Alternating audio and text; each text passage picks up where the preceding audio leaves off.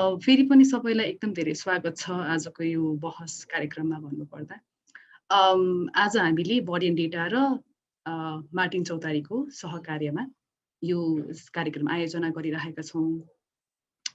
मेरो नाम शुभ कायस्थ हो र म बडी एन्ड डेटा भन्ने संस्थासँग आबद्ध छु।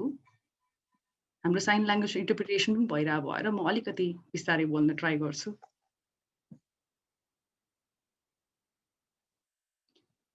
सुरुमा बडी एन्ड डेटाको परिचय लिने अवसर लिन चाहन्छु म थोरै 1 मिनेटको लागि।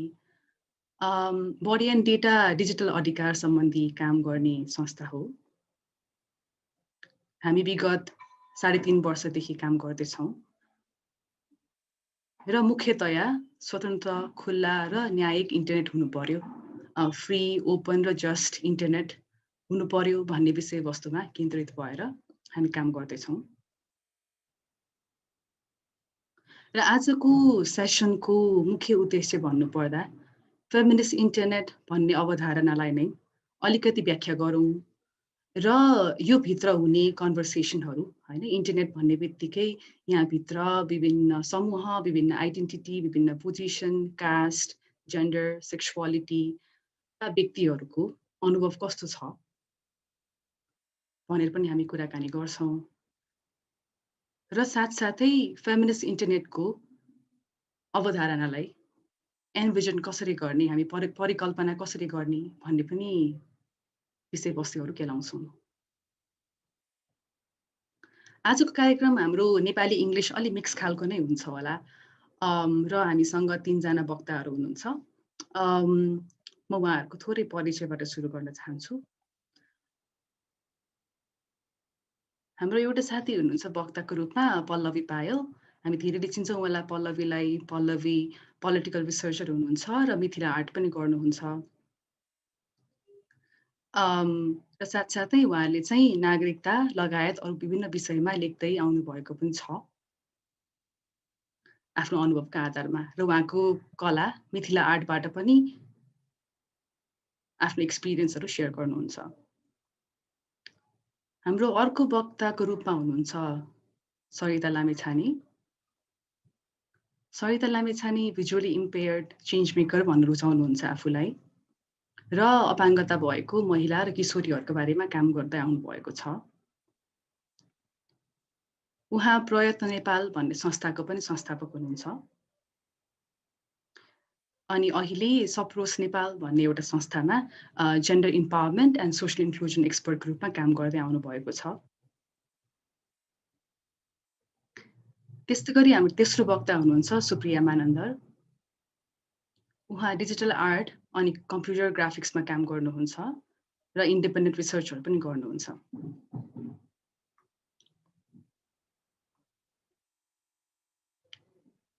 हाम्रो 3जना व्यक्तिहरू बडी एन्ड डेटासँग पनि विभिन्न रूपमा आबद्ध हुँदै आउनुभएको छ, विशेष गरी बोर्ड मेम्बरको रूपमा र साथसाथै विभिन्न कार्यक्रमहरूमा पनि। अब म कार्यक्रमलाई अगाडि बढाउन चाहन्छु र पहिलो सत्रमा पल्लवीजीलाई एउटा प्रश्न राख्न चाहन्छु। यो प्रश्न चाहिँ अहिले हालसालै भएको जनआन्दोलनसँग सम्बन्धित पनि छ। जनआन्दोलनकै उदाहरण लिने हो भने यो लगत्तै हाम्रो आन्दोलनमा समावेश हुनुभएका साथीहरूलाई, अभियन्ताहरूलाई विभिन्न खालको अनलाइन स्पेसमा हिंसा, ट्रोलिङहरू भए। यसबाट के पनि पुष्टि हुन्छ भने इन्टरनेट सबैको लागि बराबर छैन। यो सुरक्षित र समावेशी पनि छैन। यसले हाम्रो अनलाइन दुनियाँको हैन दिनचर्याको दुनियाँलाई चाहिँ रिफ्लेक्ट गर्छ, मिरर गर्छ। यस्तो हुनुको कारण के होला? महिला त्यसमाथि पनि सीमान्तकृत समूहका व्यक्तिहरूलाई अनलाइन स्पेसमा भोग्नुपर्ने हिंसाको असर के हुन्छ? पल्लवीको आफ्नो अनुभव र आफूले याद गर्नुभएको देख्नुभएको हिसाबले तपाईँको केही अनुभवहरू सेयर गरिदिनु हुन चाहिँ म यहाँ अनुरोध गर्छु। थ्याङ्क यू शुभ क्वेसनको लागि अनि thank you to all the participants सबैजना यहाँ आइदिनु भयो र हाम्रो कुरा सुन्नको लागि। मार्टिन चौतारी एन्ड बडी एन्ड डेटालाई पनि thank you for inviting me. शुभले क्वेसन गर्नुभएको जुन त्योभन्दा अगाडि भन्नुभयो नि इन्टरनेट सबैको लागि इन्क्लुसिभ छैन होइन। जस्तो हाम्रो सोसाइटी पेट्रिआर्कल, मिसोजिनिस्ट, होमोफोबिक छ होइन। अनि अन टप अफ द्याट यो जुन रिलिजियस एक्सट्रिमिजम अलि राइज भइरहेछ, त्यही कुरा चाहिँ हाम्रो अनलाइन वर्ल्डमा पनि ठ्याक्क त्यसरी नै मिरर भएको देख्छु होइन। On top of that marginalize र माइनोरिटी ग्रुप्सहरूलाई चाहिँ अझै बढी असर गरेको देख्छु म होइन। अलिक कम स्पेस उहाँहरूको लागि। अनि मार्चको इक्जाम्पल दिने हो भन्दाखेरि चाहिँ अचम्मको कुरा के हो भन्दा चाहिँ मार्चमा हामीले डिमान्ड गरेको थियौँ justice for sexual violence against women होइन। अनि त्यसपछि इक्वालिटी, अनि त्यही सबको विरुद्धमा हामी माथि फाइट ब्याक चाहिँ अनलाइन वर्ल्डमा हुन थालेको जस्तो देखिन थाल्यो कि जुन चाहिँ अब अफलाइन वर्ल्ड भन्दा पनि अनलाइन वर्ल्डमा बढी भयो होइन। अनि यो थ्रेटहरू आउनु चाहिँ अब मार्जिनलाइज माइनोरिटिजलाई चाहिँ म अलिकति डिफ्रेन्ट खालको थ्रेट आउँछ, अलिकति एक्सट्रिम खालको आउँछ जस्तो लाग्छ होइन। जसरी इफ यु रिमेम्बर त्यो मार्चमा सपनाले आफ्नो मैथिली ल्याङ्ग्वेजमा पोएम भन्नुभयो होइन। उहाँले त थ्रेटहरू उहाँले भोग्नै पर्यो। तर त्यही मार्चमा एक्टिभिस्ट रिता शाह पनि हुनुहुन्थ्यो होइन, जसले चाहिँ के पनि बोल्नु नै भएको थिएन। उहाँलाई पनि विभिन्न किसिमको थ्रेट, विभिन्न किसिमको कमेन्ट्सहरू पनि आयो। त्यो सँगसँगै हाम्रो मोहना अन्सारीजी हुनुहुन्थ्यो होइन। उहाँले रिलिजनको बारेमा एक शब्द पनि बोल्नु भएको थिएन, तर पनि उहाँमाथि रिलिजियस एक्सट्रिमिस्टहरूको अट्याक देखियो कि।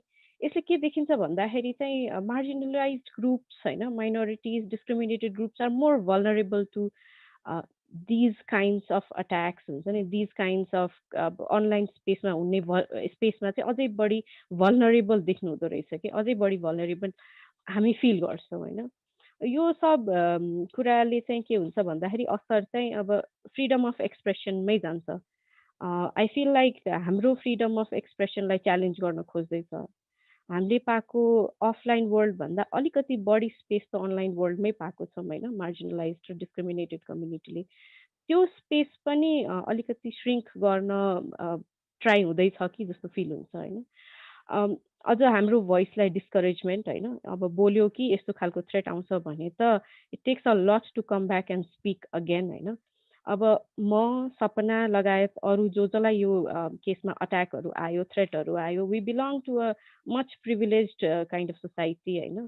तर हाम्रै फेलो मधेसी वुमेनहरू चाहिँ जो चाहिँ अब अलिकति डिफ्रेन्ट ब्याकग्राउन्डमा हुनुहुन्छ भने यस्तो खालको थ्रेट अट्याकहरू आयो भने उहाँहरूमाथि नै पनिसमेन्ट हुन्छ कि बढी। Instead of punishing the culprit who gives the threat, पेरेन्ट्सहरूले इन्टरनेट रेस्ट्रिक्सन्सहरू गर्ने होइन, विभिन्न किसिमको फ्रिडमहरू श्रिङ्क गरिदिने, यस्तो खालको स्टेपहरू हुन सक्छन् होइन। हामी पो अलिकति सपोर्ट छ, प्रिभिलेज छौँ, that we don't have to go through all that. On top of that होइन, यस्तो थ्रेटहरू आउँदाखेरि अनलाइन स्पेसमा आउँदाखेरि हामीलाई अझै अर्को लेभल अफ भल्नरेबिलिटी एड गर्ने चाहिँ हाम्रो लिगल सिस्टम र हाम्रो सेक्युरिटी सिस्टम रहेछ कि। म इक्जाम्पल दिन चाहन्छु कि यो थ्रेटहरू आइसकेपछि हामीले चाहिँ सबै लिएर साइबर ब्युरोमा जाने विथ कन्फिडेन्स गएको थियौँ कि we will get justice, will get support from them. तर त्यस्तो केही पनि भएन कि। त्यहाँ गएपछि नयाँ नयाँ कुराहरू जान्न पायो। फर एक्जाम्पल कि पर्सनल मेसेज होइन, इनबक्समा आउने जति थ्रेटहरू चाहिँ साइबर क्राइममा पर्दै नपर्ने कुरा होइन। On top of that word like rape र बलात्कार युज गरेको छैन भने it's not a rape threat होइन। उहाँहरूको सजेसन, अफिसियल्सहरूको सजेसन के छ भन्दाखेरि यो चाहिँ गाली बेइज्जती हो, तपाईँहरू त्यही सेक्सनमा गएर रिपोर्ट गर्नुहोस् होइन। जबकि जुन थ्रेट आएको छ that is extremely explicit graphic, अब के भने ग्राफिक अफ त्यो example of what rape would be, रेपको प्रोसेस नै डिस्क्राइब गरेको छ। तैपनि लले यसलाई यति लाइटली लिएको छ कि जस्ट फिल्स कि म बेकारमा रिपोर्ट गर्न गएँ कि होइन। I have to think twice or thrice to should I go to report it, should I raise my voice on the online space, is it safe for me.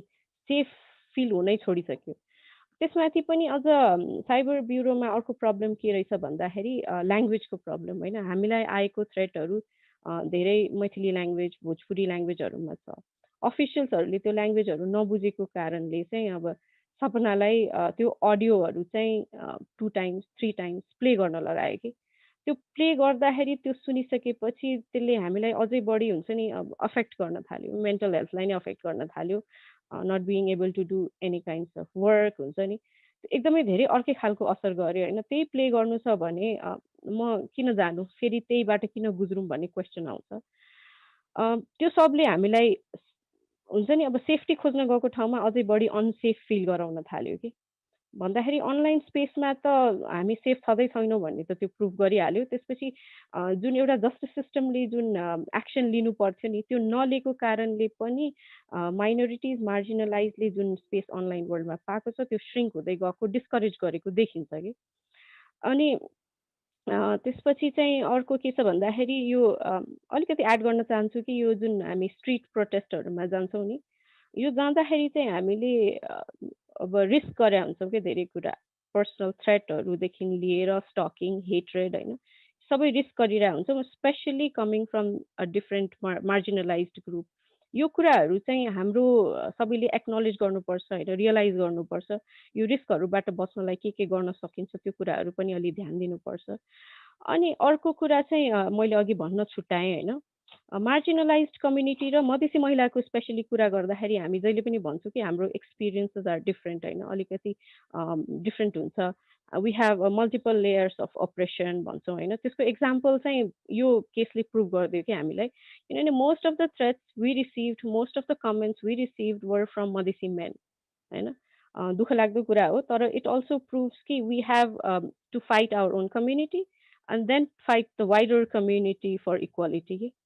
त्यसले गर्दाखेरि देखिन्छ कि अनलाइन होस् या अफलाइन स्पेस होस्, दुइटैमै हामीलाई चाहिँ कतिको space छ होइन, how difficult it is for these groups to come up and speak होइन। We come from very privilege caste, म, Sapna and others as well, अनि वी लिभ इन काठमाडौँ।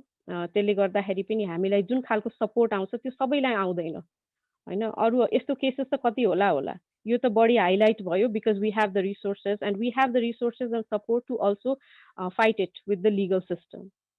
त्यसैले हामीले गर्न सकेका छौँ, तर कति केसेसहरू त यतिकै हराएर पनि जान्छन् होइन। साइबर ब्युरोमै जाँदाखेरि सर्टेन यङ केटीहरूले रिपोर्ट गर्न आएको हामीले देखाएको थियौँ।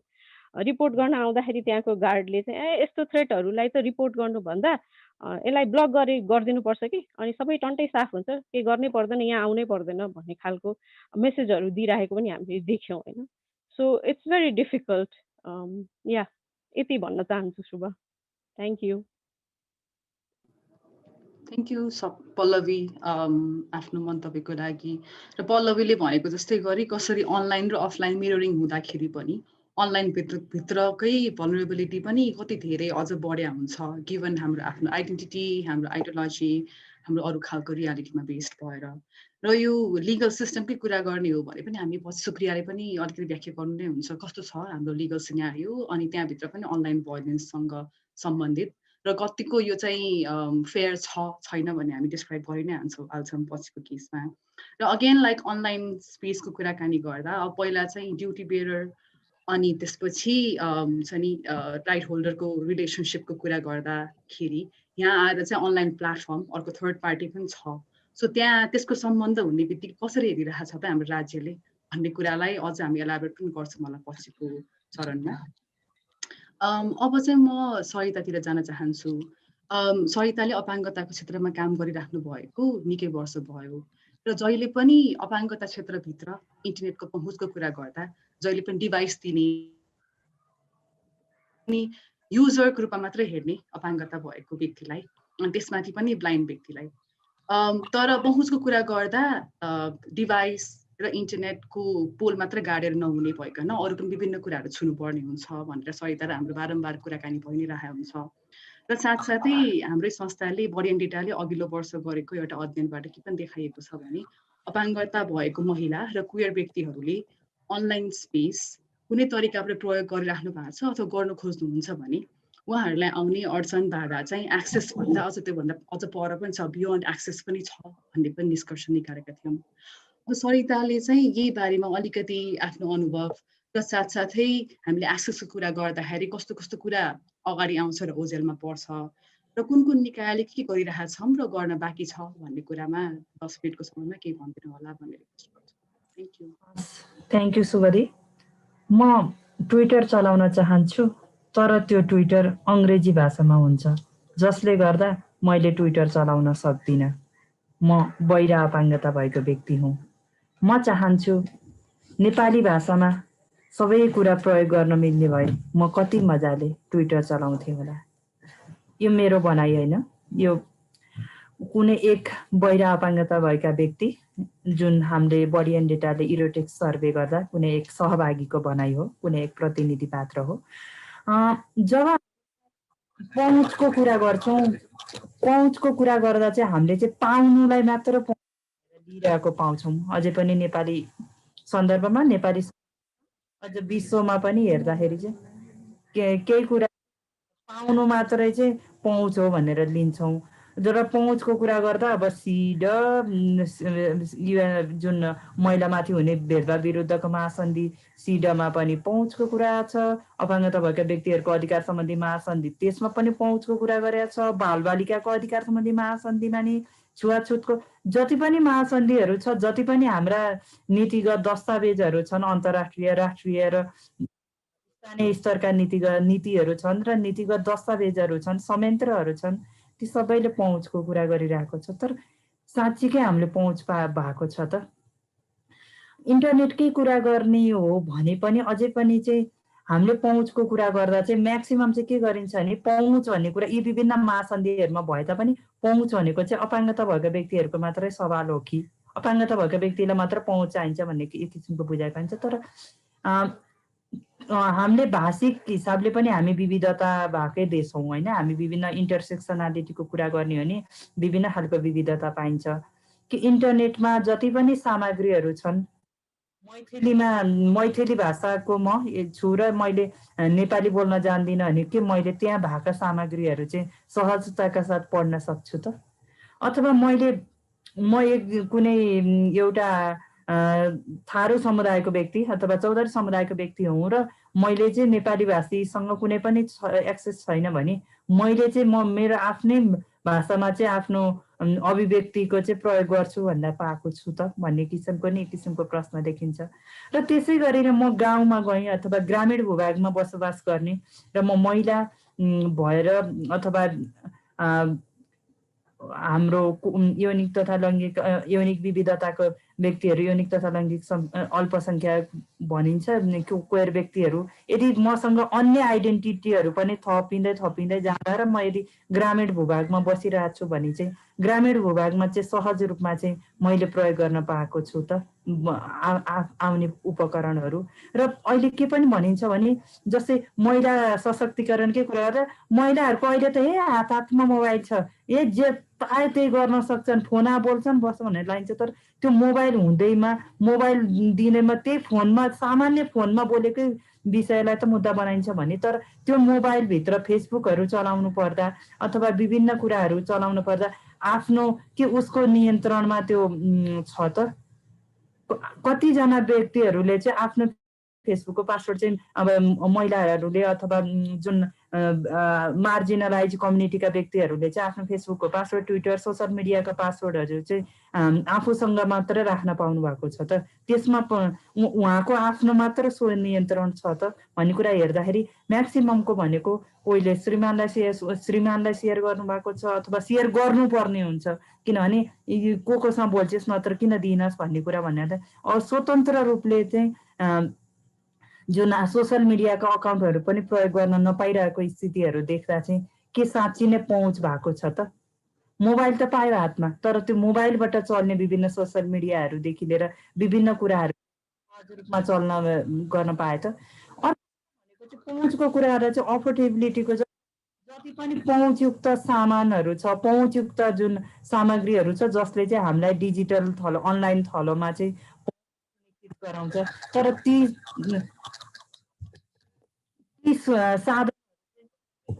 साधनहरू चाहिँ साँच्चीकै अपाङ्गता भएका गरिबीमा रहेका जुन गरिबी मल्टिडाइमेन्सन पोभर्टी इन्डेक्सलाई हेर्दा गरिबी सम्प्रदायमा रहेका व्यक्तिहरूले चाहिँ सहजताका साथ लो कस्टमा नि प्रयोग गर्न पाएका छौँ त भन्ने कुरा पनि आउँछ, छैनौँ।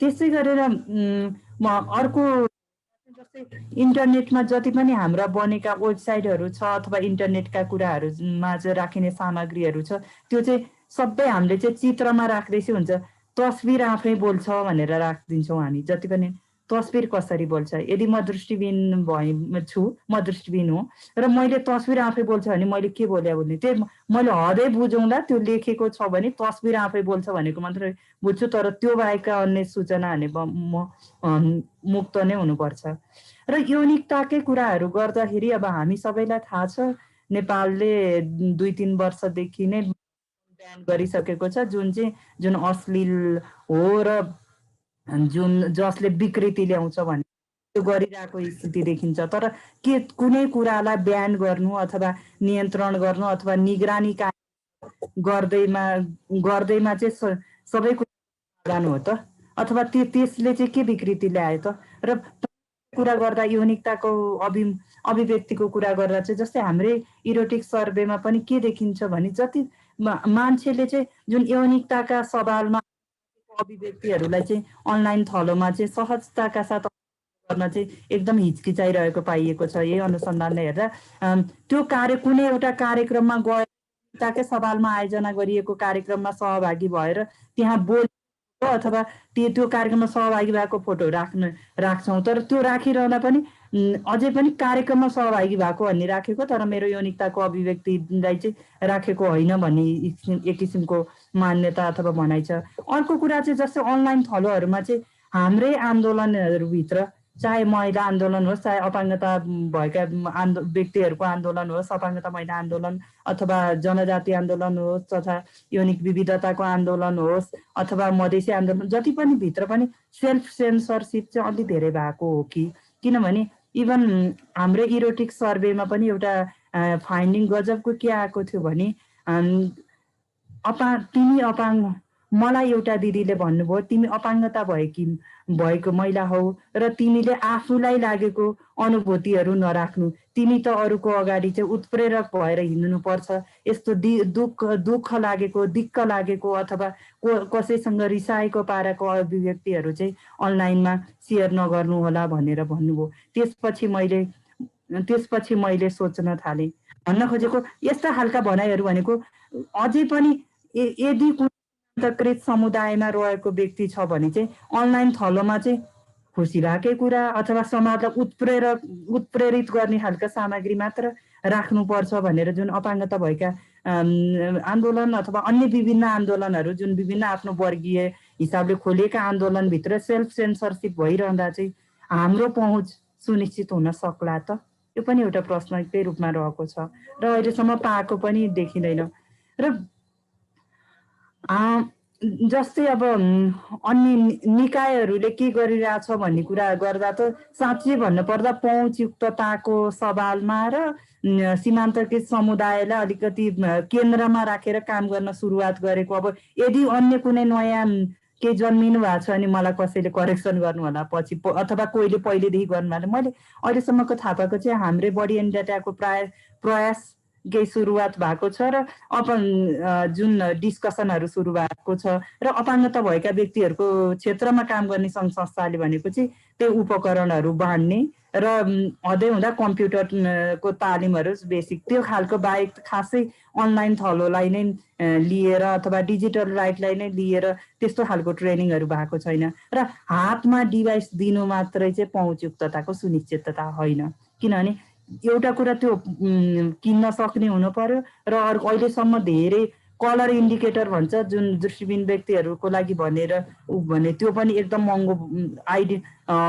$10-20-15 पर्छ भनेर त्यो अफोर्ड गर्न नसकेर त्यो पनि चुपचाप बसिरहेको स्थितिहरू पनि छ त्यसै गरेर विभिन्न सूचनाहरू अनि यौनिकताका सवालमा हाम्रो यौनिकताको अभिव्यक्ति भएका सूचनाहरूलाई पनि एउटा त अब यौनिकताको अभिव्यक्ति अनलाइन थलोमा गरे पनि अफलाइन थलोमा पनि छाडाको बिल्ला त अवश्य नै धारण गर्नु नै पर्छ र अनलाइन थलोमा त अझ धेरै एट्याक हुन्छ यदि फिमेलले खुलेर लेख्यो भने इभन आर्टिकल लेख्यो भने मेरो आफ्नै एक्सपिरियन्स सुनाउन चाहन्छु मैले कुनै एउटा सवालमा यौनिकताको सवालमा आर्टिकल लेख्दा त्यसपछि मलाई 1-2 जनाको आएको थियो कमेन्टहरू चाहिँ के तिमीले आफ्नो चाहनाको विज्ञापन गरेको हो र भन्न खोजेको चाहिँ यदि कुनै विषयवस्तुमा चाहिँ अनलाइन थलोमा हामीले बोलिरहँदा पनि चाहिँ त्यो आफ्नो अभिव्यक्तिको चाहिँ आफ्नो चाहनाको विज्ञापन गरेको भनेर एक किसिमको हिंसाहरू गरिने खालको पनि देखिन्छ। तर जहिले पनि के गरियो भने अनलाइन थलोलाई हेर्दा पहुँचको कुरा जोड्दा चाहिँ हामीलाई चाहिँ जहिले पनि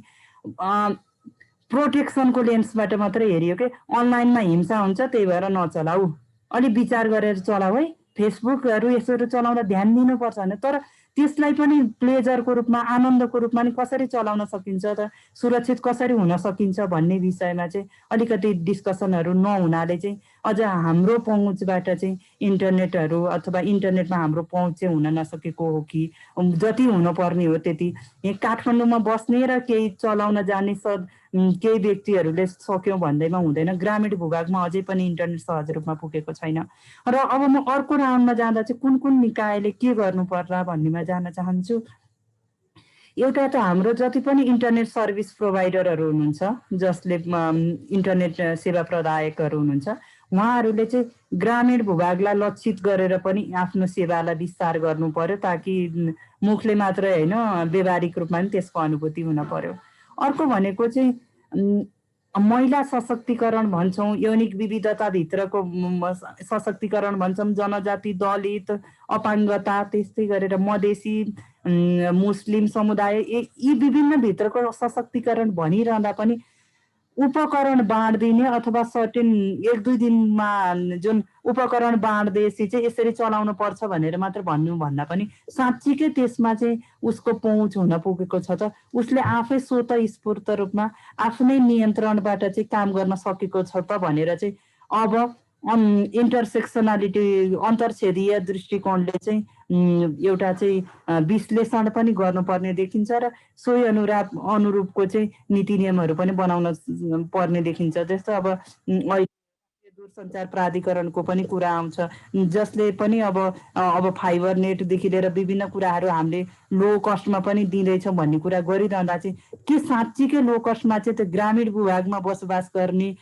मैथिली समुदायको महिला अथवा मैथिली समुदायको कोयर व्यक्ति त्यसमा पनि अपाङ्गता भएको भए भने जुन अहिले भनेको इन्टरनेट सबैको लागि भन्ने कुरामा चाहिँ मेरो पहुँच हुन सक्छ त, अथवा मेरो श्रीमानले भरे मैले घरमा गएर फेसबुकहरू केही राख्दा चाहिँ भरे बेलुका गएर मैले मेरो पोस्ट फेरि घर परिवारको धम्कीमा चाहिँ डिलिट गर्न पर्ने स्थिति आउँदैन त, अथवा यो खालको स्थिति चाहिँ अझै पनि सोच्नै पर्ने अवस्था देखिन्छ। र यस्तो खालको आगामी दिनको लागि म 3वटा वाक्यमा चाहिँ अब वे फरवर्डलाई पनि जोड्न चाहन्छु। आगामी दिनमा चाहिँ अझै पनि के हुन पर्ने देखिन्छ भने यस्तो खालको सवालमा चाहिँ बहस भइराखेपछि यो सवालमा चाहिँ भएका अनुसन्धानहरूमा चाहिँ विस्तृत रूपमा पढिदिने अथवा विस्तृत रूपमा ज्ञान दिएर चाहिँ यस्ता सवालहरूलाई पनि सीमान्तकृत समुदायका सवालहरूलाई पनि प्राथमिकतामा राखेर चाहिँ बहस पैरवी र आत्मसात गर्ने कुरा परिपाटीको चाहिँ सुरुवात भएमा चाहिँ इन्टरनेटमा पहुँच सुनिश्चित हुन्थ्यो कि। तथापि फेरि पनि प्रश्न गर्न चाहन्छु के पहुँच मात्रै सवाल हो र? Thank you Sarita. Thank you Sarita, एकदमै धेरै आफ्नो कुराहरू राख्नु भएकोमा। र हाम्रो जस्तो देश होइन, नेपाल जस्तो देशमा चाहिँ यो टेक्नोलोजी आएपछि सबै समस्याको समाधान त्यहीँबाट हुन्छ र जति पनि सोसल प्रब्लमहरू छन्, सामाजिक समस्याको जटिलतालाई कसरी रोकावट ल्याउँछ भनेर तपाईँको केही विचारहरू राख्नु होला। Thank you. Thank you Shiva, thank you. यो कानुनको बारेमा कुरा गर्नु पर्दाखेरि चाहिँ सबैभन्दा पहिला एउटा प्रेफरेन्स जस्तो म के दिन चाहन्छु भने नन फिजिकल भाइलेन्स होइन, भौतिक खालको भाइलेन्स भन्दा बाहेकका अरू भाइलेन्सहरू तिनीहरू पनि रियल नै हुन्, तिनीहरू पनि ड्यामेजिङ नै हुन्। र हाम्रो अनलाइन स्पेसमा हुने कानुनहरू खास गरी यही कुरालाई लिएर होइन अथवा यही कुरालाई बहाना बनाएर भनौँ न जुन अगाडि आउँछन्, कहिलेकाहीँ बहाना बनाएर कहिलेकाहीँ त्यसलाई नै एड्रेस गर्ने हिसाबले। र त्यो नन फिजिकल भाइलेन्स रियल हो, त्यसको ड्यामेज पनि रियल नै हो र त्यसको पर्पिटेटरहरूलाई अकाउन्टेबल बनाउन जरुरी छ। हामीलाई केही न केही मेकानिजम चाहिन्छ र त्यसका नन फिजिकल भाइलेन्सका भिक्टिमहरू जो छन् उहाँहरूलाई कम्पेन्सेसन पाउने प्रावधानहरू यो सबै हुन जरुरी छ। ह्याभिङ सेड द्याट हाम्रो समाजमा एउटा कस्तो खालको मैल्यु छ भने कुनै सामाजिक समस्याहरू अगाडि आउँदाखेरि चाहिँ अब यसको लागि कानुन बनाउनु पर्यो, अझ कानुन चाहियो हामीलाई, यो कानुन त्यो कानुन होइन, अर्को थपिनु पर्यो, अझ कडाभन्दा कडा सजाय हुनु पर्यो भन्ने खालको न्यारेटिभहरू हामी धेरै देखिरहेका हुन्छौँ। तर यस्तो बेलामा चाहिँ हामी एकैछिन पज भएर सोच्नुपर्छ जस्तो लाग्छ। कानुन धेरै बन्दैमा कुनै चिजको समाधान हुने ग्यारेन्टी हुँदैन एक त, र अर्को साथसाथै कानुन बन्दाखेरि एक्जिस्टिङ कानुनहरूले नै कभर गर्न सक्ने केही चिजहरू छन् कि हामीले ओभरलुक गरिरहेको, हामीले नदेखिरहेको भन्ने कुरा कन्सिडर गर्न जरुरी छ। र नयाँ कानुन ल्याउँदाखेरि यस्तो नहोस् कि कुनै catch-22 सिचुएसन जस्तो, भन्नाले त्यसले चाहिँ राम्रो गरेको जस्तो देखिने तर भित्र केलाएर हेर्दाखेरि त्यसको चाहिँ अलिकति नेगेटिभ खालको असरहरू हुन सक्ने पनि नहोस्। यो डिस्कसनलाई अगाडि बढाउँदाखेरि आई थिङ्क हामीले याद राख्नुपर्ने इम्पोर्टेन्ट दुईटा क्वेसनहरू चाहिँ, कानुन बन्ने बेला कानुन कसले बनाउँछ, तपाईमाथि लागू हुने कानुन बनाउने व्यक्तिहरूको समूहमा तपाईको प्रतिनिधि छ कि छैन, त्यो कानुन बन्ने बेला कसलाई कन्सल्ट गरिन्छ भन्ने क्वेसन, र त्यही अनुसारले कस्तो पर्सपेक्टिभमा बनाइन्छ होला त त्यो कानुन, कस्तो समाजलाई हेर्ने कस्तो दृष्टिकोण चाहिँ त्यहाँनिर गाभिएको हुन्छ होला त भन्ने, र अर्को चाहिँ त्यो कानुन लागू हुने बेला कसमाथि लागू हुन्छ, र त्यो लागू हुने बेला समान हिसाबले लागू हुन्छ कि हुँदैन त भन्ने प्रश्न पनि अगाडि आउँछ। नेपालको कन्टेक्स्टमा चाहिँ हामी के देख्छौँ भन्दाखेरि अलिकति यो स्ट्रङ म्यान पोलिटिक्स जुन छ होइन, कडाभन्दा कडा क्राइममाथि एकदम कडा देखिने एउटा इमेज त्यो प्रस्तुत भएपछि चाहिँ अलिकति इम्प्रेस हुने खालको जुन माहौल छ त्यसलाई एकछिन साइडमा हटाएर हेर्ने हो र कानुनहरूलाई अलिकति नजिकबाट हेर्ने हो भने हामी धेरै प्रब्लमेटिक अलिकति डबल स्ट्यान्डर्ड खालको कुराहरू हामी देख्न जान्छौँ। जस्तै कि फर एक्जाम्पल अलिकति एम्बिग्युटी भएका प्रोभिजनहरू धेरै छन् कानुनमा। निहाल्दाखेरि चाहिँ के देख्छौँ हामी भने घरिघरि रिपिट हुने केही शब्दहरू, जस्तै कि राष्ट्रिय अखण्डतामा आँच नआउने होइन, राष्ट्रिय सम्मानलाई चाहिँ हार्म नगर्ने अथवा अश्लील चिजहरू राख्न नपाइने भन्ने हिसाबले जुन कुराहरू राखिन्छन्, यसको परिभाषा के हो त भन्ने जुन कुरा छ, यसको परिभाषा कसले गर्छ त भन्ने सवाल अगाडि आउँछ। एउटा सामान्य हिसाबले उदाहरणको रूपमा लिउँ, तपाईँ चाहिँ कोही व्यक्तिसँग एउटा रिलेसनसिपमा हुनुहुन्छ र तपाईँले चाहिँ आफ्नो सेक्सुअल एक्सप्रेसन यौनिकता चाहिँ अब प्रकट सेयर गर्ने हिसाबले चाहिँ तपाईँले आफ्नो न्युजहरू सेयर गर्नुभयो तपाईँ जो रिलेसनसिपमा हुनुहुन्छ उहाँसँग। त्यसपछि तपाईँको डिभाइस हरायो अथवा तपाईँको अकाउन्ट ह्याक भयो केही हिसाबले र त्यो कुराहरू चाहिँ सेयर भयो अरे पब्लिकमा। त्यस्तो अवस्थामा चाहिँ तपाईँले कानुनलाई बोलाएर, कानुन जुडिसियरीमा गएर तपाईँले न्याय पाउनुको सट्टा हाम्रो एक्जिस्टिङ कानुनहरूमा कस्तो खालको लुप होल देखिन्छ भने, कस्तो मिसइन्टरप्रिटेसनहरू हुन सक्ने लुप होल देखिन्छ भने तपाईँले सेयर गर्नुभएको रहेछ यो कुरा अश्लील हो, त्यसै कारण तपाईँ नै कारबाहीमा पर्ने भने जस्तो खालको त्यस्तो खालको अवस्था पनि हुन सक्ने खालको चाहिँ कानुनहरू हामी देख्न जान्छौँ। योभन्दा अगाडि जुन पल्लवीले आफ्नो एक्सपिरियन्स सेयर गरेको थियो, पल्लवीले बताएको एक्जाम्पलमा चाहिँ आई थिङ्क द्याट्स लाइक अलिकति हार्स रियालिटी जुन छ हाम्रो लजहरूलाई इम्प्लिमेन्ट गर्दाखेरिको प्रब्लमहरू, लको कुरा मात्र होइन कि at the end of the day त्यो ललाई एन्फोर्स गर्ने व्यक्तिहरूको बुझाइ के छ, अथवा लकै कुरामा लको पेडेन्टिक्समा खुलाउने, जस्तै कि यो रेप भन्ने शब्द यहाँ छैन त्यसै कारण यसलाई यो हिसाब लिन मिल्दैन भनेर कुमाइदिने होइन, त्यस्तो खालको माहौल हामीले पल्लवीको इक्जाम्पलबाट देख्यौँ। र यो यस्तो कुराहरूमा चाहिँ के पनि देखिन्छ भन्दाखेरि पावरको सवालमा आफूसँग जति प्रिभिलेज छ त्यो हिसाबले मात्र जस्टिसको एक्सेस पाउने भन्ने जस्तो खालको अवस्था पनि हामी देख्छौँ। फर एक्जाम्पल तपाईँले केही पनि गलत कुरा गर्नुभएको छैन, एकदमै फ्याक्चुअल कुराहरू गरिराख्नु भएको छ, अरूले जे भनेका छन् त्यही कुराहरू नै सेयर गरिराख्नु भएको छ, तर तपाईँप्रति चाहिँ पावरमा भएको केही व्यक्तिहरूको चाहिँ नजर गाडियो, उहाँहरूलाई मन परेर भने हुनसक्छ तपाईँ चाहिँ नेपालबाट डिपोर्ट पनि हुन सक्नुहुन्छ। अथवा भनौँ तपाईँ चाहिँ एउटा आइटी कम्पनी चलाउनुहुन्छ र तपाईँको बारेमा कुनै एउटा आर्टिकल लेखिएको छ एउटा मिडियामा, तपाईँलाई मन परेन र तपाईँले सुटुक्क कसैलाई पनि नभनिकन त्यो आर्टिकल हटाउनु भयो, तर तपाईँलाई केही पनि नहुने, किनभने तपाईँसँग पावर छ। अब यो दुई एक्जाम्पलहरू हाइपोथेटिकल कुराहरू मात्रै होइनन्। हामीले हेऱ्यौँ भने 2016 र 2020मा घटेका यी दुई घटनाहरू हुन् र यसले पनि के देखाउँछ भन्दाखेरि at the end of the day तपाईँ पावरमा हुनुहुन्न भने तपाईँ जहिले पनि भल्नरेबल हुनुहुन्छ। यो लहरूलाई मिसइन्टरप्रेट गरेर अलिकति ट्विस्ट गरेर तपाईँमाथि लादिन्छ। तर तपाईँसँग पावर छ भने त्यस्ता पावर भएका व्यक्तिहरू चाहिँ कहिले पनि अकाउन्टेबल हुनै नपर्ने खालको माहौल चाहिँ हामी बढी देख्छौँ। र साथसाथै अब भनौँ न, यो खालि अब सरकारी कुराहरू अथवा कानुनकै कुराहरू, लिटिगेसनकै कुराहरू बाहेक कोर्पोरेसन, यो सोसियल मिडियाका कम्पनीहरू जुन छन्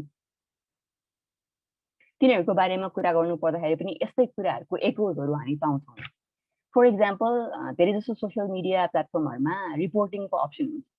केही हरासमेन्ट आयो भने तपाईँले चाहिँ रिपोर्ट गर्न सक्नुहुन्छ त्यो पोस्ट अथवा त्यो अकाउन्टलाई।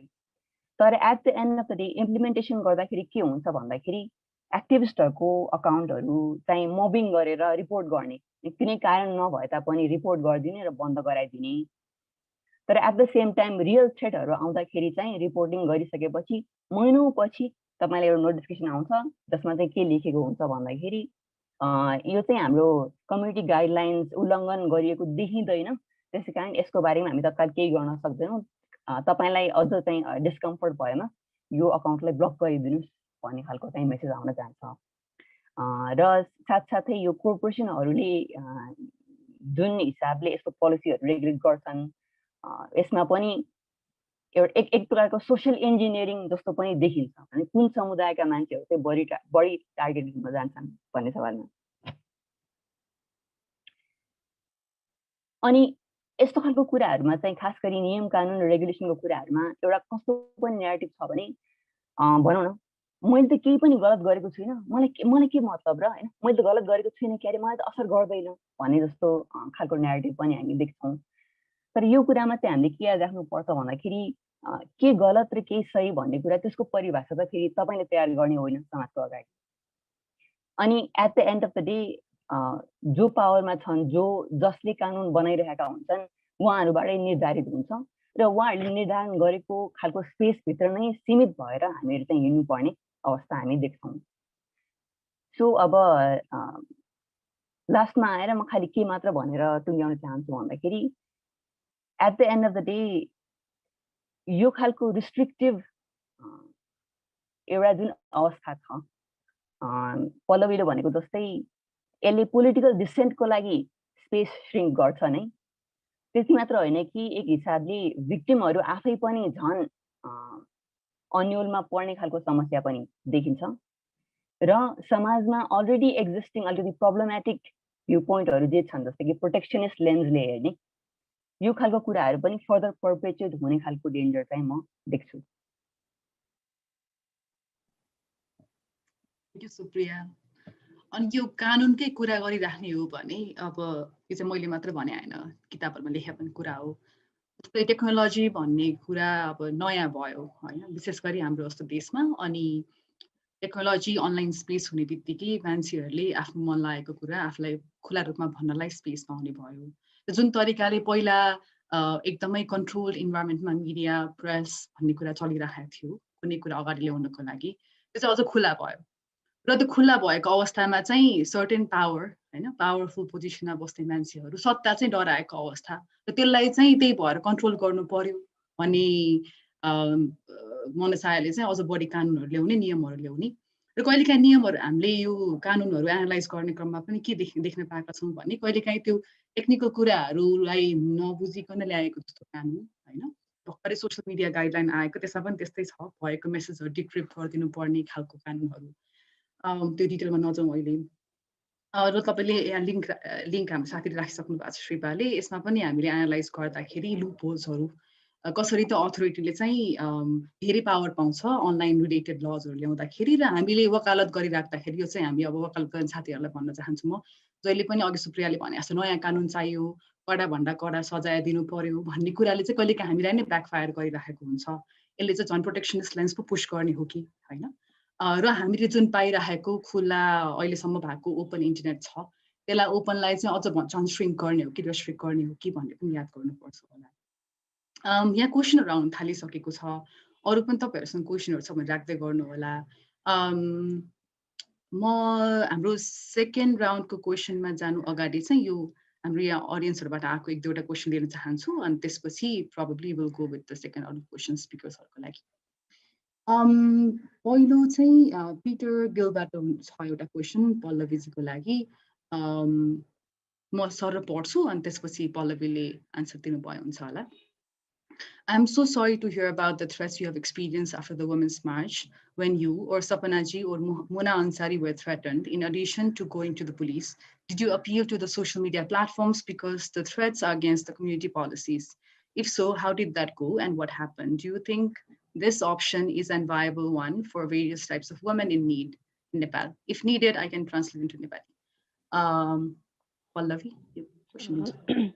Thank you so much for the question. Actually, I reported all the threats to Facebook, all the profiles to Facebook, but Facebook responded back saying that it does not go against their community policies. Maybe because most of the questions, most of the threats were in the regional language, Bhojpuri language, Maithili language, yo language ma bhayeko karanle ho ki ke karanle ho. It's difficult to understand why Facebook did not consider it a threat. But even today, I received one response, which was a graphic rape threat to me, and I reported it. And एकछिन अगाडि मात्र मलाई respond आछ that they did not remove it because they did not find anything wrong with it. So I don't think this is a viable option for various types of women in Nepal. And first of all, धेरैलाई थाहा पनि हुँदैन that Facebook को community policies के हो हैन, we don't spend much time on that. And on top of that, Facebook, like, I don't think safety is a priority for Facebook or Twitter or any such social media companies, I think. Yeah.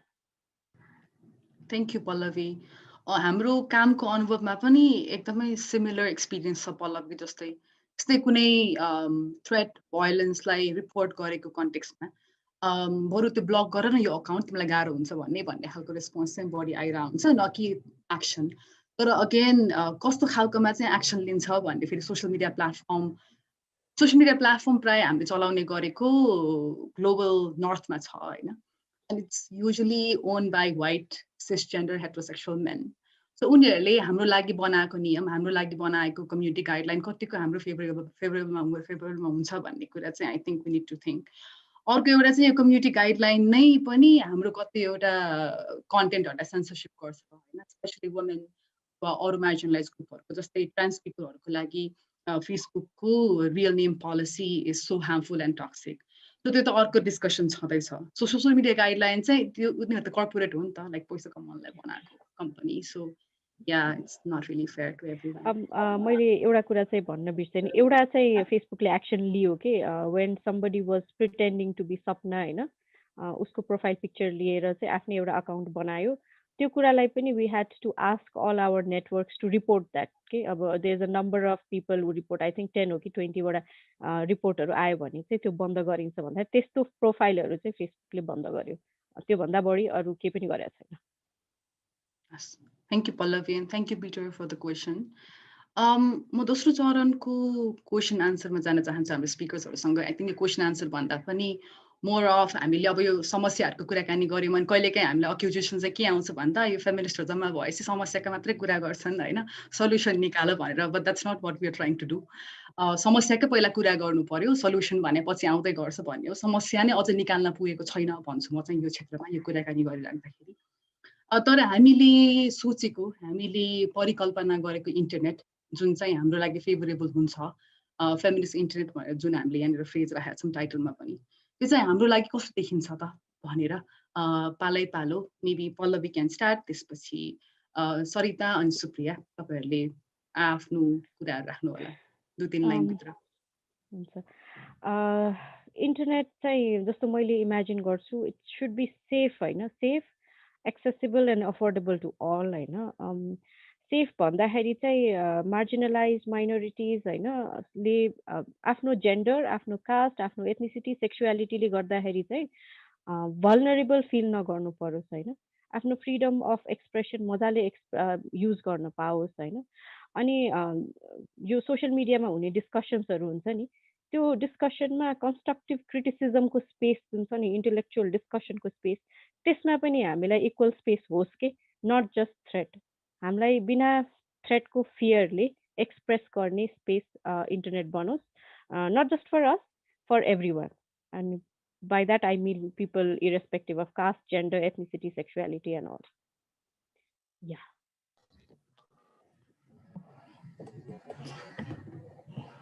Sarita?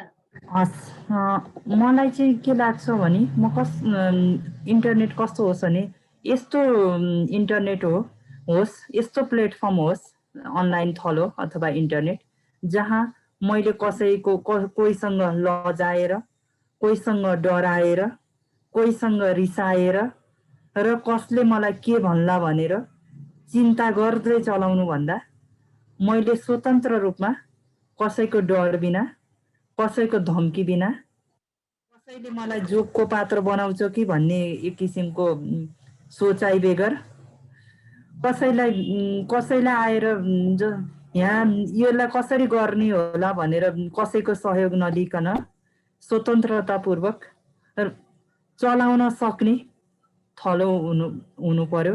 र जहाँ चाहिँ मैले कुनै एउटा अभिव्यक्ति दिएँ भने अथवा कुनै एउटा काम गर्नु अगाडि 20 चोटि सोच्न पर्ने स्थिति नआइकन मैले जे फिल गर्छु अथवा जे अनुभूति हुन्छ त्यो कुरालाई बहसमा अथवा प्रकाशनमा ल्याउन सक्ने।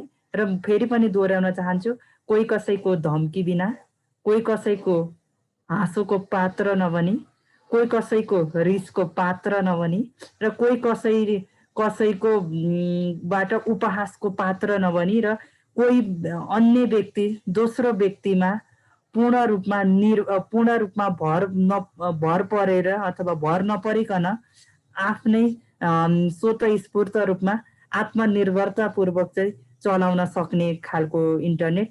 र जहाँ मेरो कुनै कुरा पाउनको लागि पहुँचयुक्त नहुनाले अथवा कुनै कुरा पाउनलाई कुनै कुरा बुझ्न कठिनाइ हुनाले मैले मेरा पासवर्डहरू, मेरा जति पनि राखिनुपर्ने गोपनीयता सुनिश्चित गर्नुपर्ने कुराहरूलाई चाहिँ कठिनाइको कारणले अथवा पहुँचयुक्त भएन भनेर चाहिँ अन्य व्यक्तिमा सेयर गर्नुपर्ने स्थिति नआएको र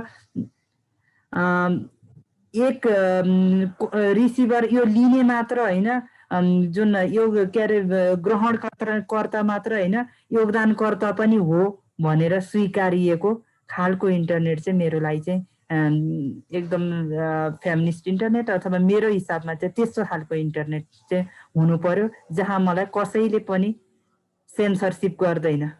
हस्, थ्याङ्क यू। यो एन्सर दिने लास्ट पर्सन चाहिँ म परेँ होइन, अनि त्यसले गर्दा म अलिक अप्ठ्यारोमा परेँ जस्तो पनि लागिरहेछ। अब एक हिसाबले मैले भन्नुपर्दाखेरि चाहिँ कस्तो खालको इन्टरनेट कल्पना गर्छु त भन्दाखेरि भनौँ न पल्लवी र सरिताले भनेको कुराहरू दे रेजोनेट विथ मी। अनि अब पल्लवी र सरिताले इन्जोय गर्ने इन्टरनेट जुन हो म त्यही इन्टरनेटको कल्पना गर्छु भनेर होइन। So that would be my answer. तर यसमा अलिक थप्नु पर्दाखेरि चाहिँ मलाई पर्सनली कस्तो पनि लाग्छ भन्दाखेरि त्यस्तो खालको इन्टरनेट सम्भव हुनको लागि कुनै एउटा सिङ्गुलर मोनोपोलीबाट चाहिँ छुटकारा हुनु पर्यो। एउटा कुनै सरकार अथवा एउटा कुनै कम्पनी, एउटा कुनै एन्टिटीको जकडमा होइन कि त्यो अलि सेयर्ड हिसाबको ओनरसिप, त्यसको स्ट्रक्चर जुन छ त्यसमा नै केही चेन्ज आउनु पर्छ कि जस्तो पनि लाग्छ। त्यस्तो खालको माहौलमा चाहिँ सायद हामीले कल्पना गरेको फेमिनिस्ट पर्सपेक्टिभ, फेमिनिस्ट भोइसहरू, एउटा चाहिँ फेमिनिस्ट प्याराडाइम आउन सक्छ होला। Thank you. थ्याङ्क यू सबैजनालाई आफ्नो स्टेटमेन्टको लागि। कस्तो खालको इन्टरनेट हामी चाहिँ रुचाउँछौँ भन्ने कुरामा एउटा यहाँ प्रश्न आएको छ। यो चाहिँ विशेष गरी मलाई डिएममा आएको क्वेसन हो, म सरलाई पढ्न चाहन्छु। सेफ इन्टरनेट स्पेस फेमिनिस्ट इन्टरनेटलाई पोलिसी लेभलमा पुश गर्नको लागि अथवा कानुन बनाएको खण्डमा त्यसलाई इम्प्लिमेन्ट गर्नको लागि कस्ता सङ्घ संस्थाहरू हाम्रो एलाइ हुनुपर्छ हामी कस्ता सङ्घ संस्था स्टेक होल्डरलाई हाम्रो एलाइ हुन इन्करेज गर्न सक्छौँ यो सम्बन्धी रिफ्लेक्सन गर्न सक्छौँ कि लेटर क्वेसन एन्सर सेक्सनमा भन्दै अदितिजीले प्रश्न गर्नुभएको छ। यो चाहिँ पल्लवीजीको लागि प्रश्न हो। पल्लवीले आन्सर प्रिपेयर गर्दै गर्दा म अर्को पनि प्रश्न यहाँ पढ्न चाहन्छु। यो चाहिँ छिरिङजीले राख्नु भएको छ सबै हाम्रो स्पिकर्सको लागि। Do you think the laws that we have are sufficient to address online gender-based violence? And number दोस्रो प्रश्न छ, how do you balance advocacy for protection of free speech online and need for social platform to be more responsive complaint about abusive threat? So यो तीनटा प्रश्न छ, तपाईहरु मध्ये कसैले लिनुहुन्छ भने पल्लवीको लागि चाहिँ एउटा स्पेसिफिक क्वेशन पनि थियो माथि। Shubha, can you copy paste the question उसमा च्याटमा? अलि लामो भयो, मैले क्लियरली बुझिन। हुन्छ।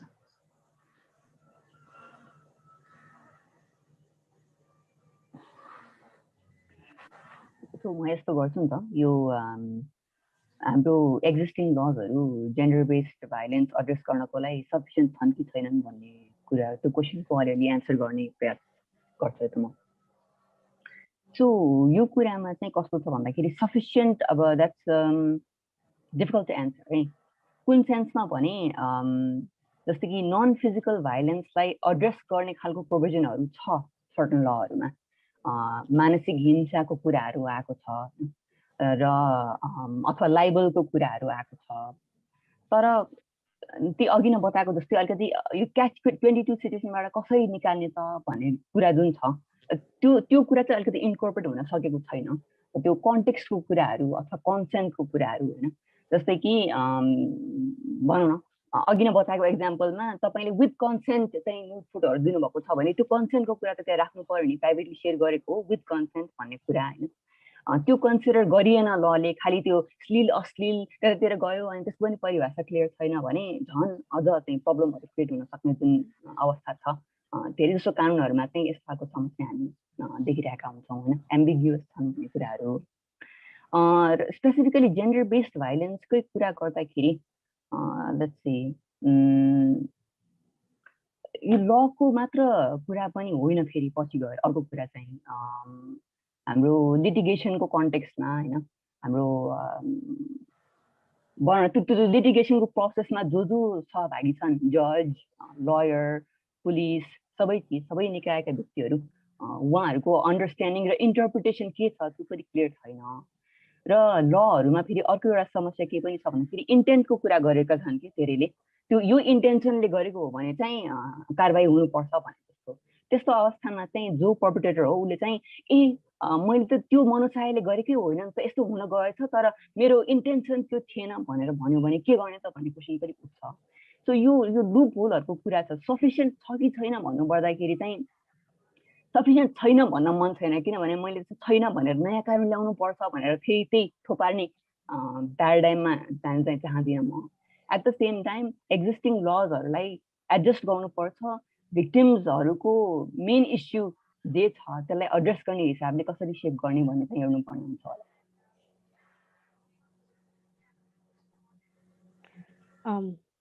मलाई गर्नुभएको क्वेसनमा चाहिँ यो कुन अर्गनाइजेसन, कस्तो अर्गनाइजेसनहरू चाहिँ हाम्रो एलाइ हुन सक्छन् भन्नेमा चाहिँ I feel like body and data already हाम्रो एउटा एलाइ नै हो, हामीलाई एकदमै धेरै सपोर्ट गरिरहेछ। यस्तो खालको वुमेन्स राइट्स अर्गनाइजेसनहरू भन्छन् होइन, जस्तो वुमेन एम्पावरमेन्टको अर्गनाइजेसन, वी एम्पावर वुमेन भन्छौँ होइन, यस्तो अर्गनाइजेसनहरूले पनि फेमिनिस्ट इन्टरनेटको लागि लबी गर्नुपर्छ होइन, हाम्रो एलाइ हुनुपर्छ जस्तो मलाई लाग्छ। जस्तै ह्युमन राइट्स अर्गनाइजेसन होइन, इन केस अफ थ्रेट्स जस्तो हाम्रो आइरहेको छ अहिले, त्यस्तो खालको टाइममा चाहिँ यो अर्गनाइजेसन्सहरू मोर एक्टिभ हुनुपर्ने होइन। त्यसमाथि अर्को चाहिँ अब इट्स भेरी डिफिकल्ट है, तर साइबर ब्युरोको बिहेभियर चाहिँ एकदमै डिफिकल्ट थियो, तर समहाउ त्यहाँ हामी जाँदाखेरि एकजना मात्र महिला देख्यौँ कि होइन, त्यहाँ पनि अलिकति महिलाहरूको अनि अरू जेन्डरहरूको सबैको अलिकति इन्क्लुजन भयो भने त्यहाँ पनि हाम्रो एउटा एलाइसिप बिल्ड हुनसक्छ कि हाम्रो लागि अलिकति बेटर स्पेस हुनसक्छ कि जस्तो मलाई लाग्छ। त्यसपछि हाम्रो जस्तो अब हाम्रै इक्जाम्पल दिने हो भन्दाखेरि साइबर ब्युरो गयौँ, त्यहाँबाट अब तपाईँ यसलाई लिएर के अरे हरासमेन्टकोमा जानुहोस् भन्यो, कता कता जानुहोस् भन्यो होइन। वान स्टप सेन्टर जस्तो भइदिएको भए होइन, यो साइबर क्राइमले नै आफैले लगेर सबै ठाउँमा गरिदिएको भए चाहिँ जो भिक्टिम हुनुहुन्छ उहाँहरूलाई अझै धेरै भल्नरेबल नपार्देला कि यस्तो गर्दाखेरि होइन। त्यसैले यो सबै अर्गनाइजेसन साइबर ब्युरो लगायत हाम्रो यो different NGOs INGOs working for women's right यो सबै हाम्रो एलाइ हुन सक्छन् होइन। हामीले उहाँहरूसँग कुरा गरेर उहाँहरू पनि अगाडि आएर यस्तो टाइममा चाहिँ अलि मिलेर काम गर्ने सिचुएसन चाहिँ बिल्ड गर्नुपर्छ जस्तो लाग्छ है। अनि अर्को कुरा चाहिँ अघि सुप्रियाले भनेको थियो नि ल इनफ छ कि छैन होइन। ल इनफ छ होइन। जस्तो म एक्जाम्पलै दिन्छु, इन्सिडेन्ट भर्खरै भएकोले सबै कुरा मेरो माइन्डमा एकदमै फ्रेस छ। साइबर लले के भन्छ भन्दाखेरि पब्लिक पोस्टमा चाहिँ तपाईँलाई बेइज्जत गरेर तपाईँको क्यारेक्टर एसासिनेट गरेको छ भने it comes under cyber crime. तर हामीलाई साइबर ब्युरोले के भन्यो भन्दा तपाईँको फोटो त युज गरेछ तर खासै केही एक्सट्रिम छैन, कालो मुसो दल्नेलाई 10,000 दिने भनेको छ, अब मर्फ गरेको भए कि त तपाईँको न्युड हालेको भए चाहिँ हामी एक्सन लिन्थ्यौँ होला भन्छ कि। जब भन्दाखेरि ल प्रब्लम होइन कि ललाई इम्प्लिमेन्ट गर्ने मान्छेहरू ओफिसियल्सहरूको मेन्टालिटी उहाँहरूको ट्रेनिङमाथि क्वेसन उठ्छ कि उहाँहरूले कसरी बुझिराख्नु भएको छ यो लहरूलाई भनेर। त्यस्तो खालको कुराहरू धेरै छ होइन। सो आई बिलिभ ल चाहिँ इनफ नै छ, त्यसलाई अलिकति इम्प्लिमेन्ट गर्ने तरिकामा चाहिँ अलिकति जोड दिनुपर्छ। Thank you Pallavi. अलिकति थप्दाखेरि चाहिँ यसमा जस्तै अनलाइन भोइलेन्सलाई छुट्टै प्रकारको हिंसा भनेर नहेरिकन हिंसाको एउटा प्रकार भनेर हेऱ्यो भने सजिलो हुन्छ होला। महिला र अरू ग्रुपमा हुने हिंसाको बारेमा धेरै कानुनहरू बनेको छ नि त होइन। वर्क प्लेस हरासमेन्ट छ, डोमेस्टिक भोइलेन्स एक्ट छ। सो त्यही भित्र नै अनलाइन भनेर एउटा कुनै प्रकार थपियो भने चाहिँ आई थिङ्क यो भइरहेको जति पनि डिस्कसनहरू छ त्यो समाधानहरू हुन्छ होला, रादर देन नयाँ कानुन बनाएर फेरि त्यसको संयन्त्र नयाँ तरिकाले ल्याउने भन्दा पनि। त्यसैले गर्दा कानुन त हाम्रोमा टन्नै नै छ होइन। अनि अर्को एउटा थप्नु पर्दाखेरि चाहिँ डिजिटलसँग फिजिकल र मेन्टल वेलबिङ पनि जोडेर आएको हुन्छ। सो त्यो ट्रायङ्गललाई चाहिँ बिर्सिनु पनि हुन्न होला हामीले अनलाइन भोइलेन्सको कुरा गरिराख्दाखेरि पनि भन्न चाहेँ। यहाँ बिनुजीको एउटा प्रश्न आएको छ, उहाँले भन्नुभए अनुसार उहाँको एउटा फेसबुक अकाउन्टको पासवर्ड बिर्सेको छ र त्यसलाई चाहिँ ब्लक गर्न चाहन्छु भन्नुभएको छ। बिनुजी तपाईँलाई हामी डिएम गरौँला अनि त्यसपछि छुट्टै यसको बारेमा छलफल गर्न सक्छौँ, मेबी तपाईँको फेसबुकमा के भएको भनेर अझ बढी थाहा पाउनको लागि। यहाँ मलाई हर्षजीले मेसेज पठाउनु भएको छ, क्वेसन छ भनेर। हर्षजी तपाईँले आफ्नो अनम्युट गरेर भन्नुभयो हुन्छ। केही कुरा अब नेपालको कुरा त आयो। अब यो अहिले हामी डिजिटल भन्दाखेरि कुनै प्लेटफर्म बिचमा आउने हुन्छ। त्यो हुँदाखेरि चाहिँ यो प्लेटफर्मको रोल चाहिँ के हुनसक्छ? अब हामीले आज चाहिँ फेमिनिस्ट इन्टरनेट भन्दैछौँ, त्यहाँको त्यसको प्लेटफर्मको डिजाइनमा चाहिँ अब अलिक फेमिनिस्ट बनाउनलाई के गर्न सकिन्छ भन्ने यसमा चाहिँ के भन्न सकिन्छ कि सुप्रियाजीले या शुभजीले या कसैले? मलाई जान्नु मन थियो।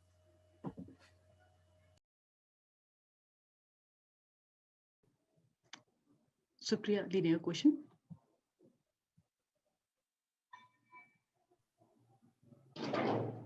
हर्षजीको क्वेसन चाहिँ प्लेटफर्मको डिजाइनमा नै केही क्वेसन एक्ज्याक्टली के थियो फेरि एकचोटि? सरी, उहाँको क्वेसन चाहिँ मैले बुझेअनुसार हर्षजी मिलेन भने करेक्ट गर्नु होला, तर सोसियल मिडिया प्लेटफर्म टेक कम्पनीहरूभित्रै पनि फेमिनिस्ट इन्टरनेट बनाउनका लागि उहाँहरूले गर्न सक्ने स्टेप्स अथवा के पहल गर्न सक्नुहुन्छ, त्यहाँको भित्रको मेकानिजम अथवा उहाँहरूको भित्र टेक्नोलोजी डेभलप गर्ने कुरामा एथिक्सको कुरामा हुनसक्छ, के गर्न सकिएला भन्ने खालको प्रश्न।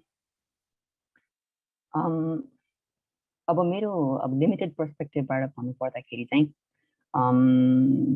अहिलेको हाम्रो एक्जिस्टिङ टेक जायन्टहरू जो छन् प्लेटफर्महरू, एउटा रिकरिङ प्रब्लम चाहिँ हामी के देख्छौँ भने ट्रान्सपेरेन्सी छैन। उहाँहरूले चाहिँ अब भनौँ न त्यो कम्युनिटी गाइडलाइन्सहरू मोडरेट गर्ने को हो त त्यो सवालमा, अथवा यो गएको साल चाहिँ जुन न्युजमा आएको छ गुगलले चाहिँ आफ्नो एआईको एथिक्स रिसर्चरलाई चाहिँ निकाल्यो अथवा निस्किनु पर्ने अवस्था आयो भन्ने खालको।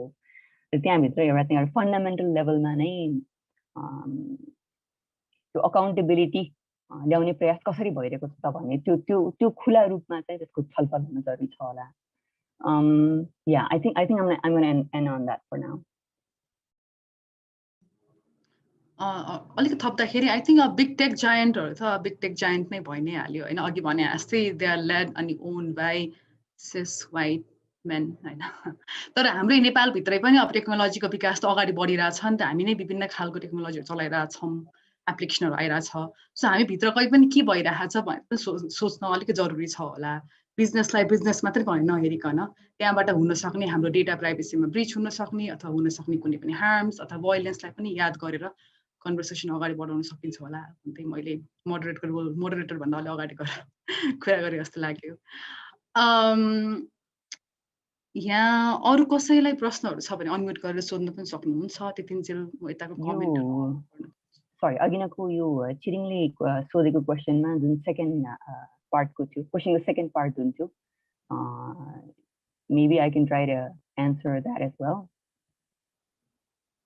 So second part मा चाहिँ यो फ्री स्पीच को कुराहरु फ्री स्पीच को एडभोकेसी एक साइडमा अनि at the same time social प्लेटफर्महरु चाहिँ यो हरासमेन्ट को कम्प्लेन्टहरु आउँदाखेरि अलिकति अकाउन्टेबल कसरी हुने अलिकति रिस्पोन्सिबल तरिकाले कसरी चाहिँ त्यसलाई डिल गर्न सक्ने त यो दुईटा कुराहरुको ब्यालेन्स चाहिँ के कसो यसलाई चाहिँ मैले कसरी बुझेँ भने यो फ्री स्पीच को कुराहरुमा एउटा यस्तो फेज थियो र सायद अहिले पनि छ होला अलिकति अलि एब्सोल्युट हिसाबले हैन हामी चाहिँ अब एकदम खुला समाजमा बसेका छौं भने जे पनि भन्न पाउनुपर्छ जे पनि भन्न पाउनुपर्छ भन्ने एउटा पर्सपेक्टिभ पनि छ I personally don't quite subscribe to that हैन किनभने अघि पनि non physical forms of violence को कुरा गरे अनि अब शब्द चित्र यो सबै कुराहरु नै त non physical forms of violence का अब भेहिकलहरु हुन् जसमार्फत चाहिँ अब तिनीहरु चाहिँ अब एनेक्ट हुन्छन् संसारमा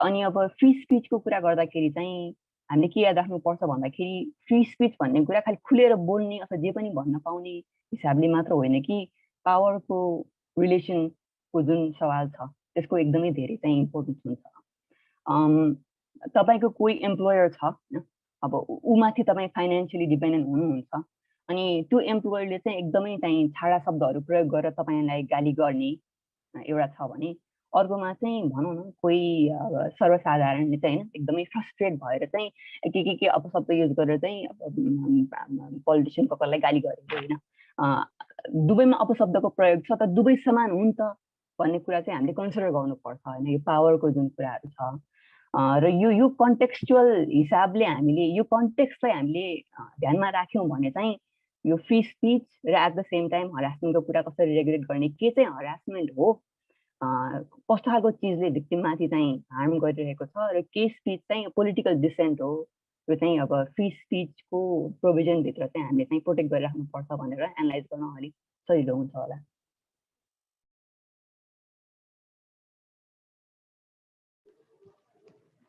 अरु केही थप प्रश्न छ कसैलाई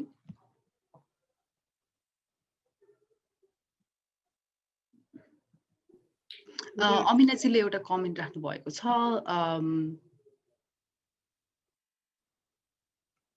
एउटा उहाँले के भन्दै हुनुहुन्छ भने while I'm listening to the conversation here and Subha just mentioned that laws against sexual harassment, I'm thinking about implications for institutions like academic educational institution, for instance, and what kind of understanding and processes, policies, rule, etc. may be necessary for them to consider. सायद एउटा चाहिँ question जस्तो लाग्यो रमेशजीको म पढेर सुनाउँछु. Very pertinent and rich discussion about the exclusion, protection, and safety from feminist perspective. What about the problems of unconsented inclusion, example, personal data or trading of personal data in the internet? Is it a real or a big problem experience or not? So important at present. रमेशजीको प्रश्न कसैले लिन चाहनुहुन्छ भने सुप्रिया, पल्लवी अथवा सरिता त्यो छ. I guess Rameshji यो प्रश्न त तपाईले भन्नुभएको कुरा बिग डेटाको अथवा at the same time data प्राइभेसीको कुरा बडी एन्ड डेटाले उठाइ नै राखेको विषय हो. अलिकति आज छलफलमा चाहिँ त्यति आएन तर तपाईको प्रश्न चाहिँ या इट्स इम्पोर्टेन्ट वान. हाम्रो स्पिकरहरु मध्ये कसैले लिनुहुन्छ?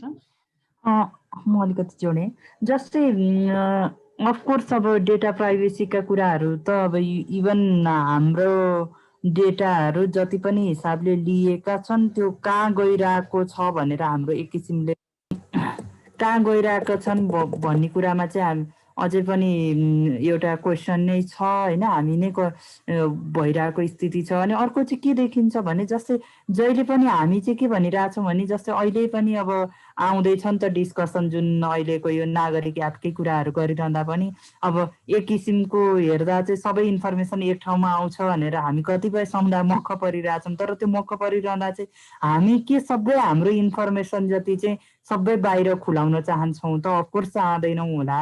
त्यो भएर चाहिँ यस्ता खालका कुराहरू गरेर चाहिँ मेरो डाटा यदि मेरो आफ्नो व्यक्तिगत डाटाहरू म दिन चाहन्न भन्दा चाहिँ मैले दिन नपाउने खालको चाहिँ हुनुपर्छ होला।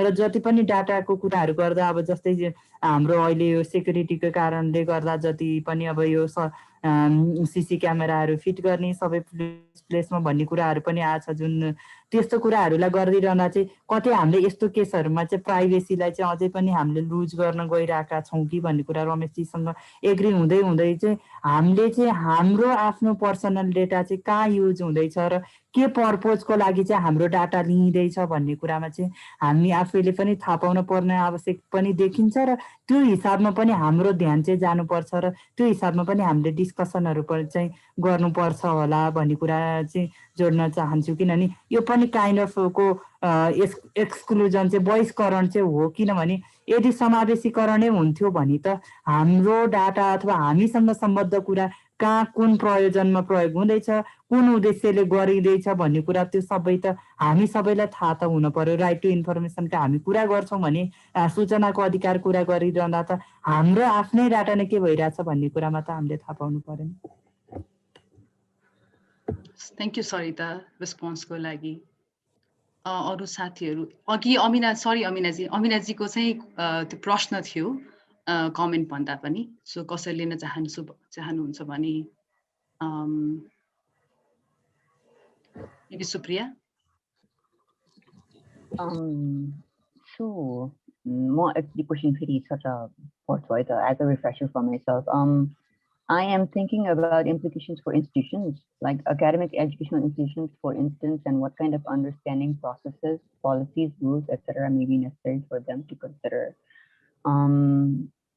अब यसको कम्प्रिहेन्सिभ एन्सर चाहिँ मबाट अहिले त करे आउन सक्दैन होला, तर अब यो तपाईको क्वेसन हेरेर मेरो मनमा आएको पनि कुराहरू चाहिँ अलिकति कस्तो हो भने एउटा त पेन्डेमिकको अवस्थामा जुन एउटा डिजिटल स्पेसमा माइग्रेट भए इन्स्टिट्युसनहरू, त्यसपछि कस्तो खालको पोलिसीहरू बनायो वा बनाएनन् होइन, प्राइभेसी सम्बन्धी, जस्तै कि अब स्टुडेन्टको अब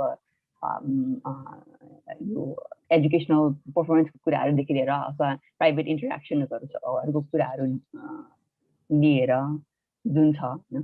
so in a way it's become more relevant नभनौँ अब, well maybe that's not the right word, I take that back, it's always been relevant I would say, तर यसले चाहिँ अब एकदमै फोरमा ल्याउने एउटा बाटो चाहिँ खुलेको छ होइन।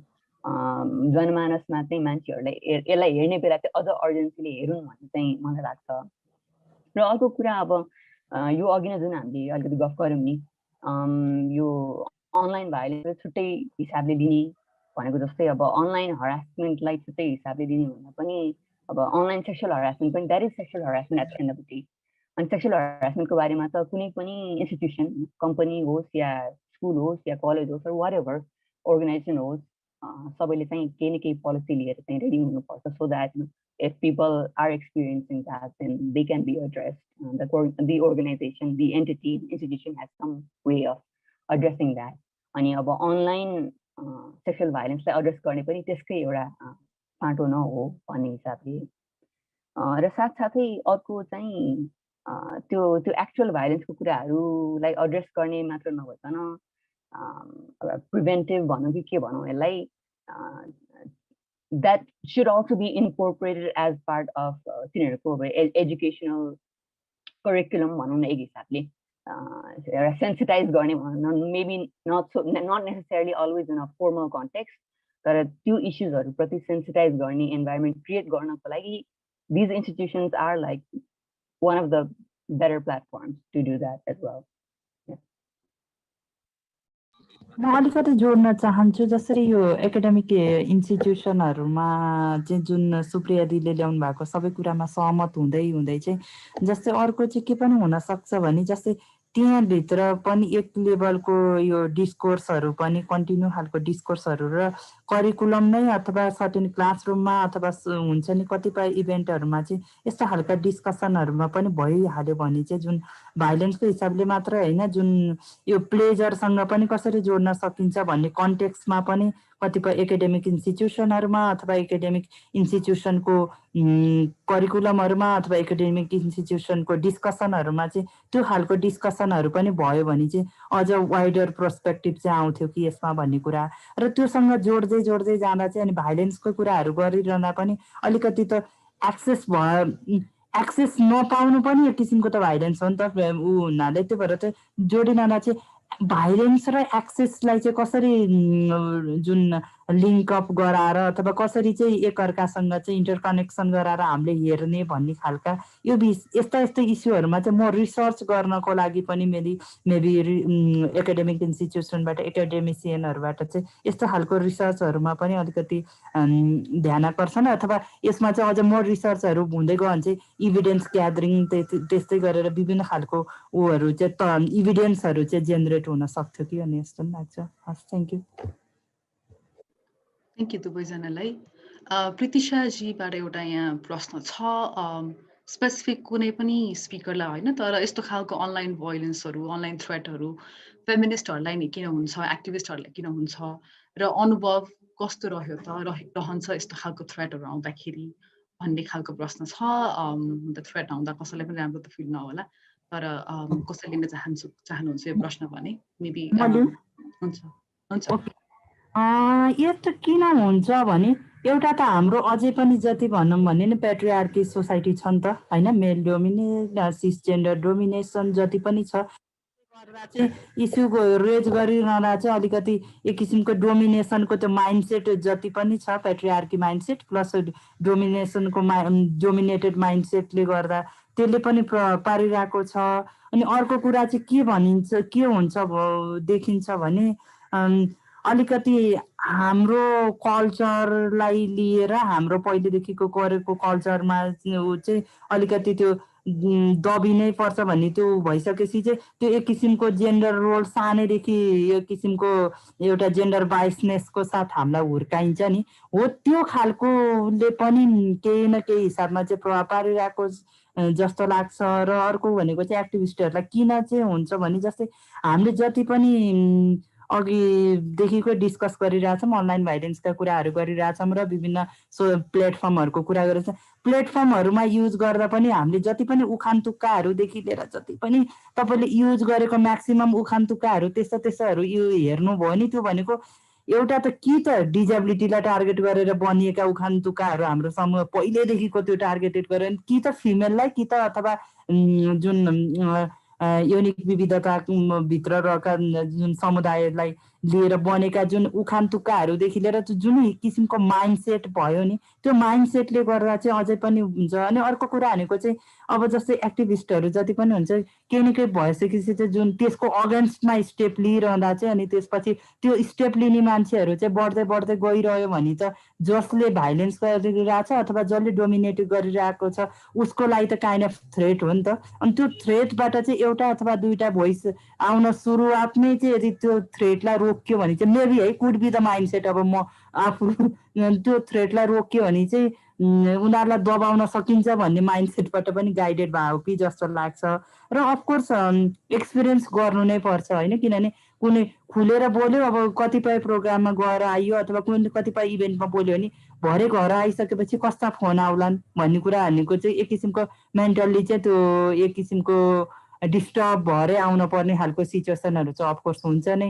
र त्यो आउँदाखेरि अफकोर्स अघि सुबदिले भन्नुभएको जस्तो त्यो आउँदा नमजा त अफकोर्स लागि नै हाल्छ। र त्यो म्याक्सिमम चाहिँ अब सोसल मिडियामा कि फोनबाट कि होइन भने चाहिँ कतिपय अब जस्तै पब्लिक प्लेसहरूमा कोही बेला भेला भएको बेलामा जोक बनाएको पाराले हुन्छ नि सटायर गरेको पाराले त्यस्तो खालको भनिनेहरू चाहिँ भइ नै राखेको हुन्छ।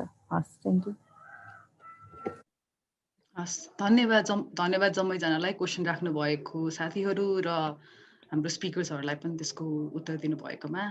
हाम्रो सायद अब क्वेसन आन्सरहरू त यति नै होला।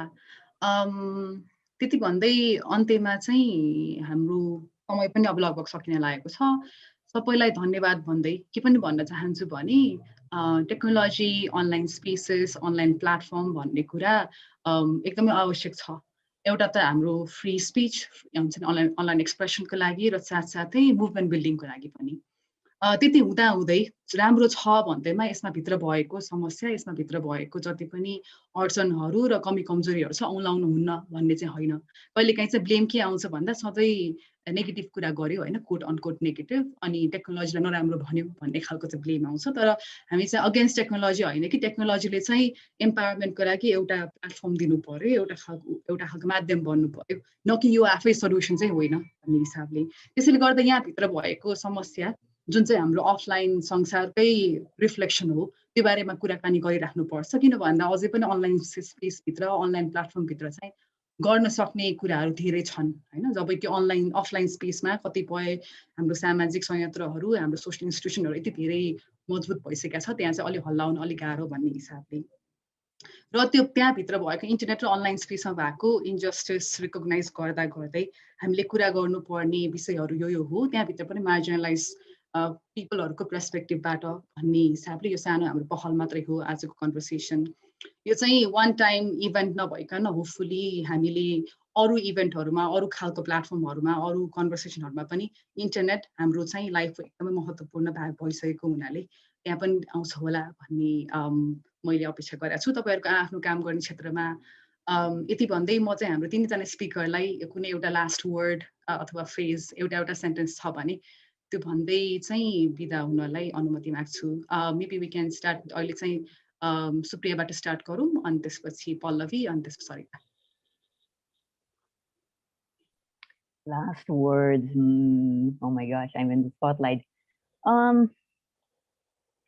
I guess अब अलिकति समराइज गर्ने खालको कुरा भन्दा पनि म चाहिँ अलिकति फरक के थप्न चाहन्छु भन्दाखेरि आजको डिस्कसन हुन त अब it addressed more along the lines of online भाइलेन्सको कुराहरू होइन, एक्सेसको कुराहरू सरिताले राख्नुभएको।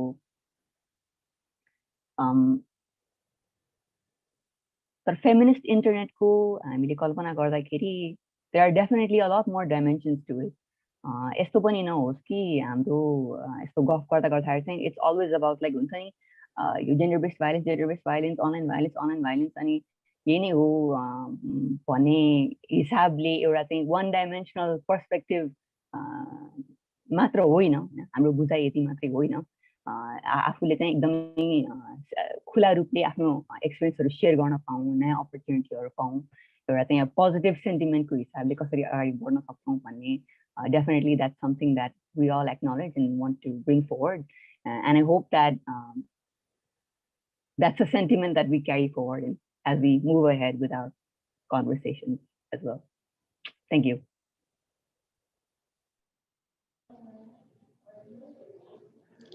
Sarita, please a last parting sentence अथवा phrase.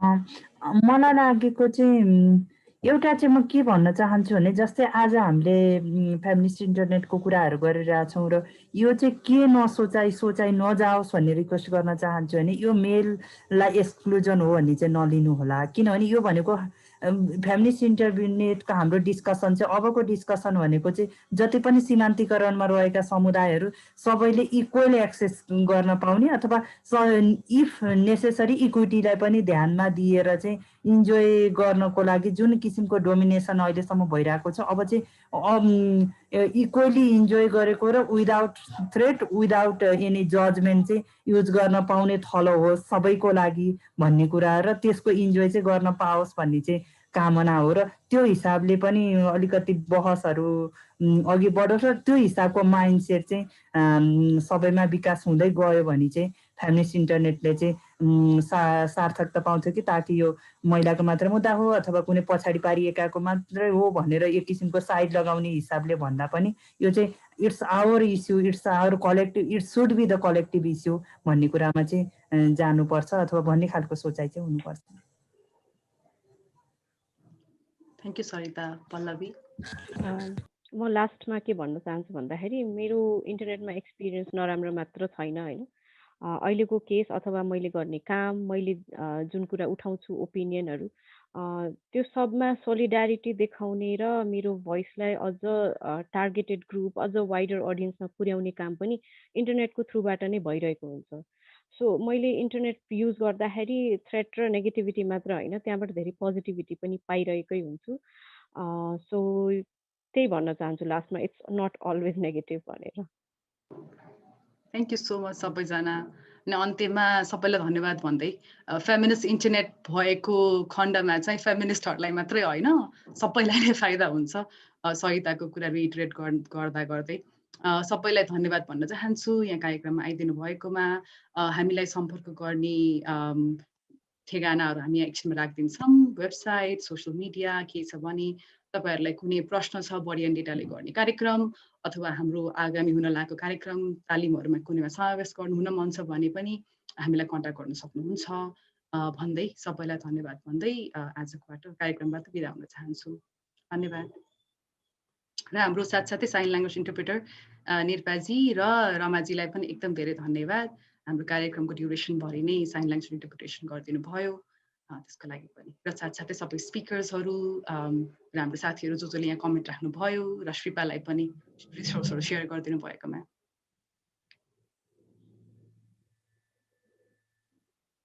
धन्यवाद।